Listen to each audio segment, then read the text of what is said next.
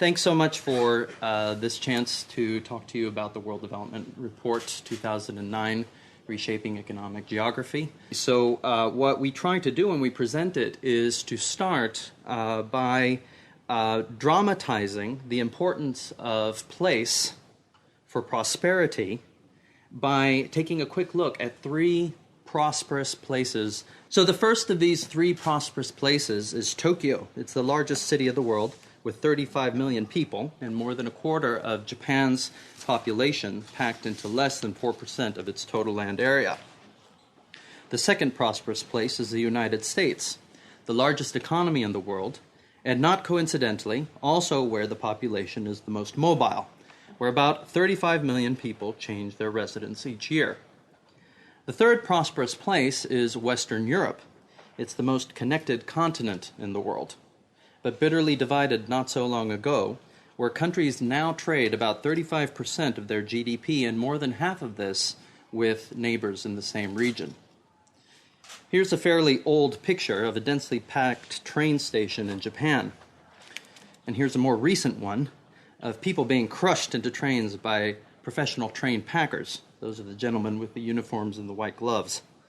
Despite the passage of time and advances in communication and transport technology, you'll notice that the picture hasn't changed much. Millions of people subject themselves to this unpleasantness of this crush every day. And this map of Japan's economic geography will tell you why.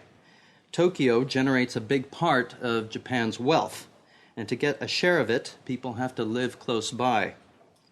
The most striking feature of this map of Japan's economic geography is the concentration of wealth in Tokyo and Osaka, and it is economic density. This is a fundamental dimension of economic geography that we use in this report, the first of three, economic density.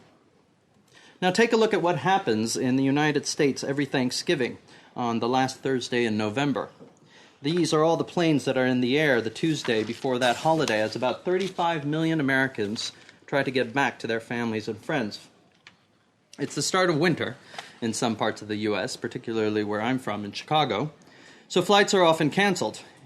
This happens almost every year, leading to scenes like this one across the country. But Americans put up with the pain of leaving friends and family because economic activity is concentrated in just a few parts of the country, particularly on the northeast and southwestern coasts. So if you want to be a part of this wealth, you have to get closer to it. And this is why 8 million Americans change states every year, migrating to reduce their distance to this economic density. The most striking feature of this map is the second fundamental dimension that we use in the report, economic distance. Across the Atlantic in Western Europe, you see another massive movement, not of people this time, but of products. Here is a map of the places where Airbus makes parts of planes and assembles them, in Germany, Britain, France, Spain, and other countries. You see planes being loaded onto planes as places specialize in making different parts and producing them in scale. You see countries in a region that was bitterly divided taking the risk of trading with former enemies to become an integrated European Union. This map shows the thickness of borders between countries in Western Europe and contrasts them with the thickness of borders in Africa. As Europe has integrated through the institutions of the European Union, economic divisions between these countries have come down, making specialization and production at scale possible. And the most striking feature of this map is the third of our fundamental dimensions, which is economic division, which is high in Africa and low in Western Europe. So what is the payoff of all this pain?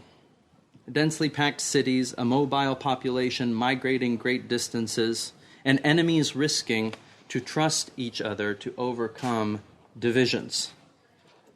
This map of the economic geography of the world, which resizes the area of each country to reflect its income, shows the benefits of big cities, a mobile population, and connected countries. The U.S., Western Europe, and Japan clearly dominate the world economy. This seems depressing, particularly to those of us who work in development. And it would be, but for one thing. these stories are now being repeated in Asia and other parts of the world that are prospering, and by doing so capturing everybody's attention. Mumbai is not the largest city in the world, but it is the most densely populated, and it keeps on growing. China is not the largest economy in the world, but it is the fastest growing and may be among the emerging economies where the population is the most mobile. Southeast Asia may not have benefited from the integrating institutions of Western Europe, but it trades parts of goods back and forth just as Europeans do. You see stuffed trains in Mumbai with people risking loss of life or limb to take advantage of economic density. You can see millions of Chinese workers migrating from the interior and northwest of China to get closer to economic opportunity, which is concentrated along the coast. And just as Americans travel during the Thanksgiving holiday, 200 million Chinese traveled during Chinese New Year, and this happens every year. East Asia may not trade in airplane parts, but the countries that were once enemies in that region now trade in parts of cars, computers, and televisions with the same frequency, the same speed, and often the same volume as the countries of Western Europe. And what is the payoff of all this pain? You can start to see again, if we go back to this map, in the outlines of these countries, that the shape of China, India, and several of the countries in Southeast Asia can begin to be recognized. Contrast this with Africa, which here shows up as just a slender peninsula economically, but in terms of its land mass is in fact a mighty continent. The World Development Report argues that these places are doing well now because they are promoting the spatial or geographic transformation that is necessary for progress. And these changes can be measured along the three dimensions of which I spoke. Higher densities, as seen in the growth of cities. Shorter distances, as workers and businesses migrate closer to that density. And fewer divisions, as countries thin their economic borders and access world markets to take advantage of scale and specialization. Some countries, like the US and Japan, reshaped their economic geography along these lines a long time ago, and some, like China and India, are reshaping it now. The World Development Report proposes that these will be the changes that will help developers in other parts of the world to capture prosperity. Seen another way, the report examines the most important policy issues of economic geography from local to national to international scales. And here is a map that shows you what I mean. The policy issue for the policymaker in Shanghai is how to manage rapid urbanization and density. The policy issue for policymakers in charge of China as a whole is how to manage the disparities in resources and in living standards between people living in the lagging northwestern provinces and the booming southeastern coast. So as we go from the local to the national and to the international scales, the specific policy issue will change, but the underlying problem is the same. Some places do well, others do not. And it is difficult for anyone to accept that this is inevitable. But the WDR's main message is that economic growth will be unbalanced and concentrate more and more in certain places. To try to spread out economic production is to discourage it. But development, despite this, can still be inclusive, in that even people who start their lives far from places of economic opportunity can benefit from growing concentration of wealth in just a few places. And the way to get the benefits of both uneven, rapid growth and inclusive development is through economic integration. Now, the report makes it clear what is meant by economic integration. It means one thing to integrate rural to urban areas and slums to other parts of cities. It means quite another to integrate lagging with leading areas of a given country. And yet another thing to connect landlocked or sea-locked countries with well-connected countries in prosperous world neighborhoods. The reality of development is that it is critical to integrate lagging areas with leading areas. And at each spatial scale, what it means to achieve that integration will change. But that's the key argument made in the report.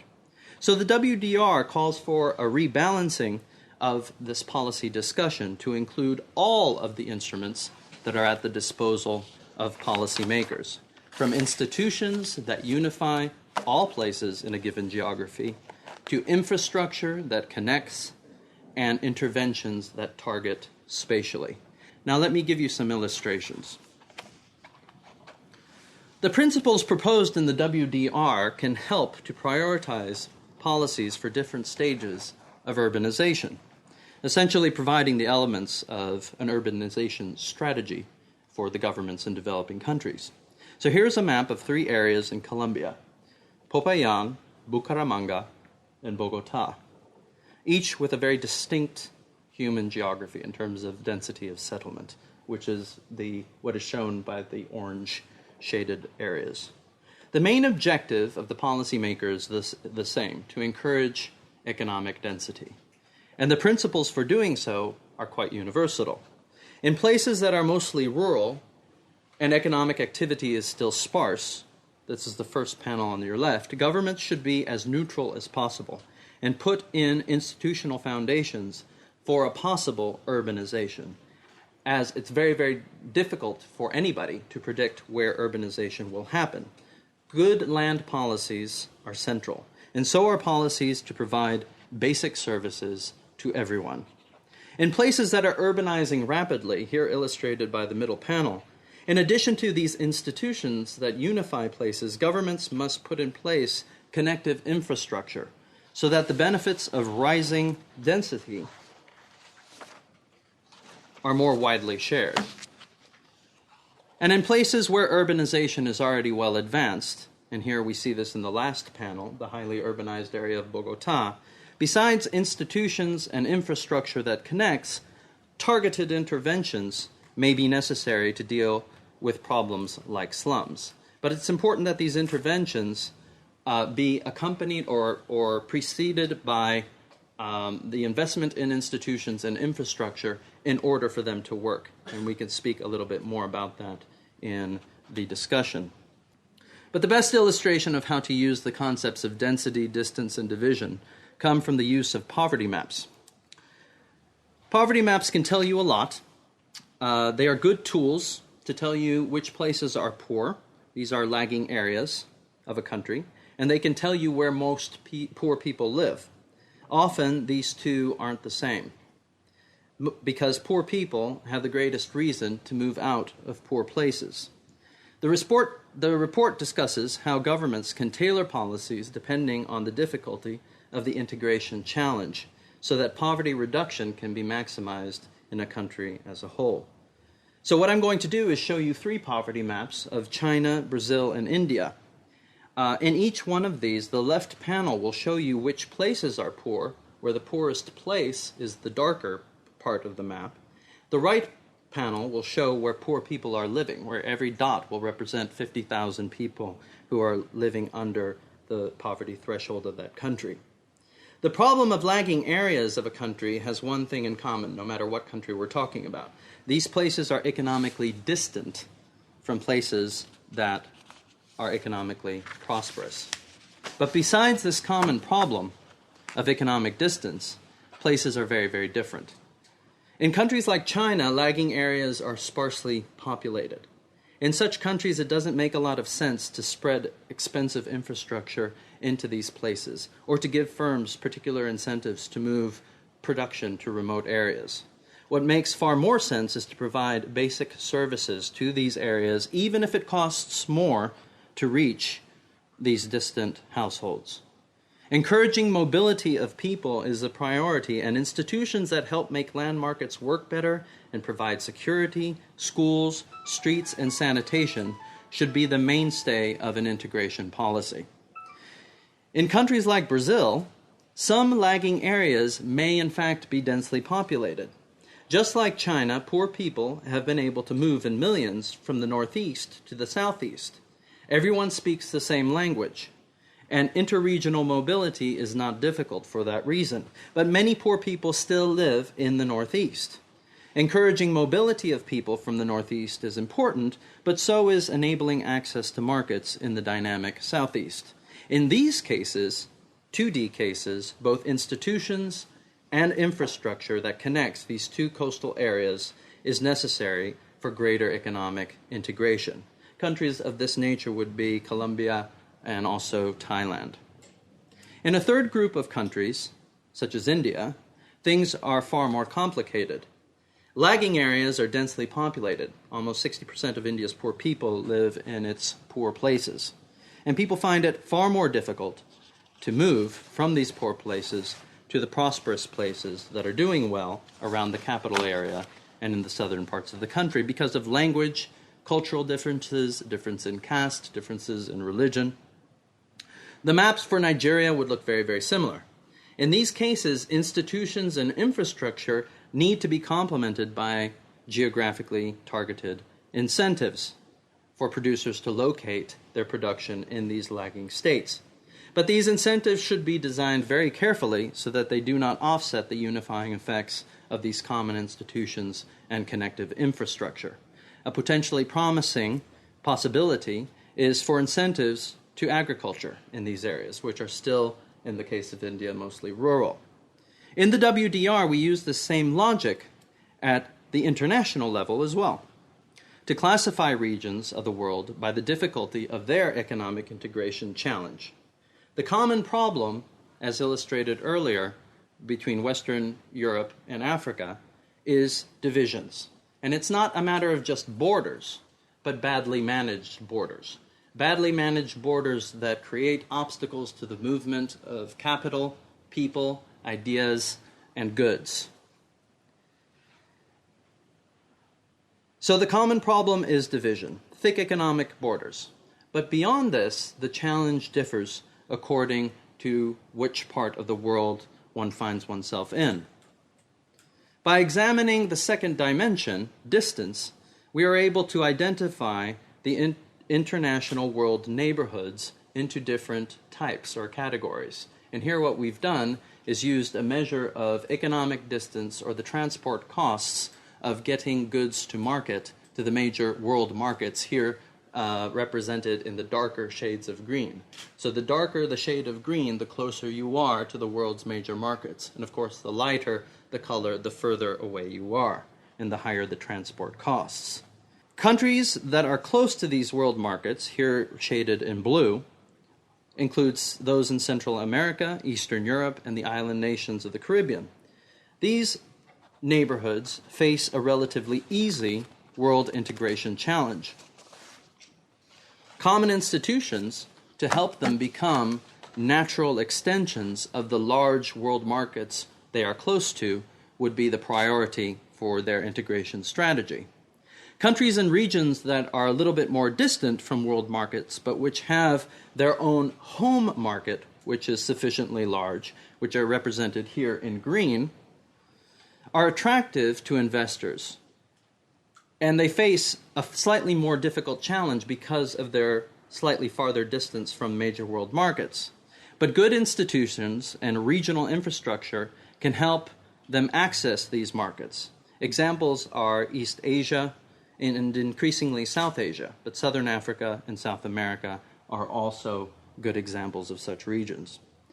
Finally, the integration challenge is far more difficult for countries and regions that are divided, distant, and that lack an local economic density provided by a large local economy. And these are essentially the countries that Paul Collier calls the bottom billion: East, Central, and West Africa, Central Asia, and indeed the Pacific Islands. For these countries, all three instruments are needed: regional institutions that will help to thin borders, regional infrastructure that connect countries, and spatially targeted incentives. The WDR team tried to apply this conceptual framework to the particular challenges posed by geography to the Pacific Island nations, specifically drawing on earlier work by the World Bank, as well as on work by Professor John Gibson. The islands of the Pacific lie in a world region that, like many others, is fragmented with divisions. political borders that are badly managed that cause obstruction to the flow of economic market participants. They have low economic density but rapidly growing populations, great distance from neighboring centers of economic activity, and acute divisions from being sea-locked and remote. The share of the population living in rural areas is higher in poorer countries of the region. The smaller the market, the less the potential for taking advantage of economies of scale or being able to specialize. So investments in physical and human capital and in marketing channels are difficult when the scale of economic activity is so small. But steadily growing populations with high and only slowly declining fertility rates, especially in the Melanesian and the Micronesian country groups, imply an increasing need for jobs in an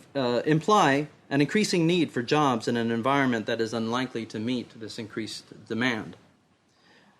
There will be a likely strong population growth for years in this region, mainly because of momentum in countries where fertility rates have stayed high while mortality rates have declined. Countries with high fertility rates and low formal sector employment, such as Papua New Guinea, the Solomon Islands, and Vanuatu, will generate the most excess supply of labor. By 2029, Vanuatu is projected to double its working-age population from what it was in 2004. In analyzing this long-standing problem, perhaps one of the most important factors to consider is that the Pacific Islands are unique in their remoteness, even when they're compared with other small island nations. The islands rank 207 out of 218 countries on population and income-weighted distance measures. The average Pacific island is 197th most remote out of this group, while the average Caribbean island is only the 100th most remote. On average, traveling from a Caribbean island to any other of the three main metropolitan hubs with strong Caribbean links, such as Miami, New York, or London, would cost $545.